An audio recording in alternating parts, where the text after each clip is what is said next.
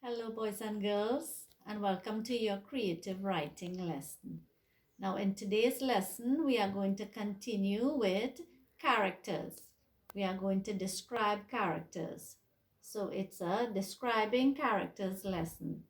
All right. Now, we have, remember, characters could be either an animal or a person. So, today we are going to use an animal character. So let's go with our lesson. You will tell me which animal we are going to look at when you see this here. Does that give you a clue? Yes, this is my web. So right away you get an idea as to the animal that we are going to write about. So let's get started.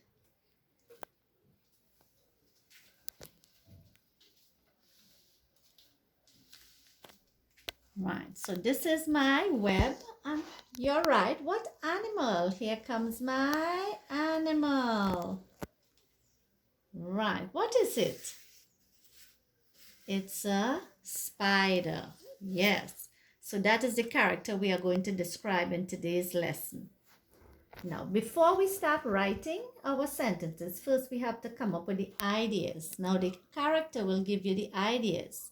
So we are going to describe this character, which is a spider.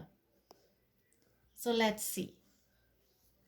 The spider is black, yes.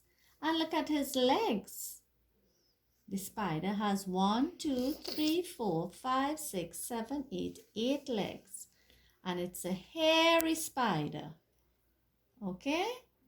And he has his tentacles or his antennas. And this is his body. All right? And he is sitting in his web. So we are brainstorming. Brainstorming means we're coming up with the ideas. So from this, we can say, well, the first thing you will tell me is, what do you see? All right, so you would say, I see. You can start off with I see. I see a spider. But remember, we did alliteration.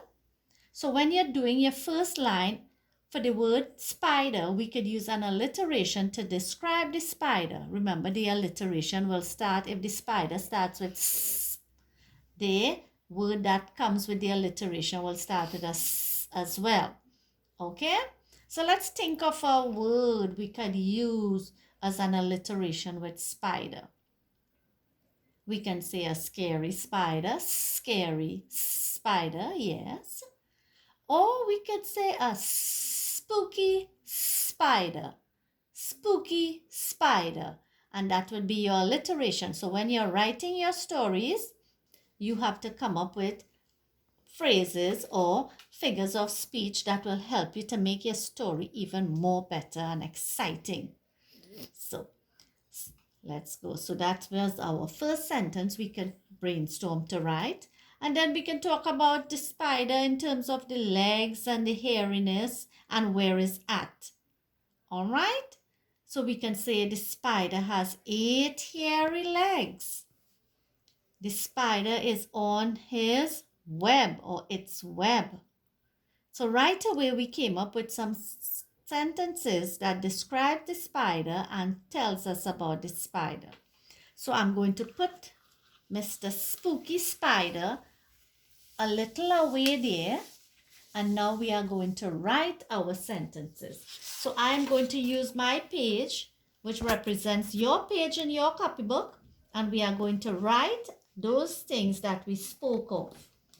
So when we are writing sentences, we know, what do we begin with? We begin with a capital letter and we end with a full stop. So let's begin. I want to say the first thing I'm talking about is what is it? What do you see? So I will start off by saying, and I'm starting with my sentence. So I will start with a capital letter. Now when I'm writing a story, I don't start, you'll learn about this later on. So normally we would start here, but for now, let's start a little away from the margin. That is called where you start a paragraph. You're going to learn about that later on, but for now, just know that you start a little away from the margin. So I'm going to start here.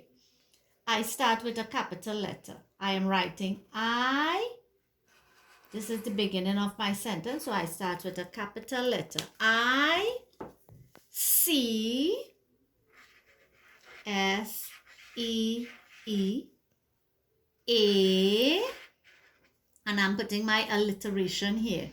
Spooky, spooky. Spider. Now I don't have any space here, so I come to my next line and I continue writing the word spider. So that's my first sentence. What do I put at the end of my sentence? I put a full stop. So this is my first sentence. I see a spooky spider. Spooky spider is the alliteration. I can continue saying it. I don't have to start with I again. I can start my sentences in various ways. I can say it has 8 hairy legs. So what do I start? Now I have space here and I want to write my other sentence. So I don't waste all the space. I fill up the space and then I move to my next line. So I'm going to, this is a full stop. I'm going to start my sentence. So I will start with a capital letter. I want to say it has 8 hairy legs. So my first word is it.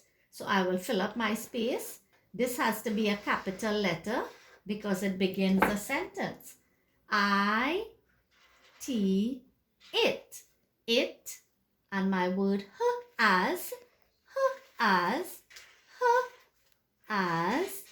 it has 8, E-I-G-H-T.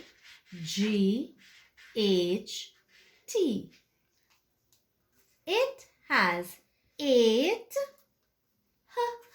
hairy, H-A-I-R-Y, hairy legs. And that's my next, let's put a full stop in the red so you can see it. It has 8 hairy legs. And I can say something about the web. So I'm going to another sentence. I still have space. So I'm going to fill up my space there. I can say the. I already started my sentence with I. It has. Now I can say the spider is on a web. The spider is on a web.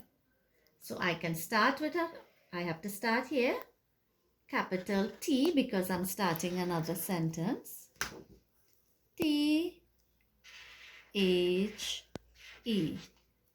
The spider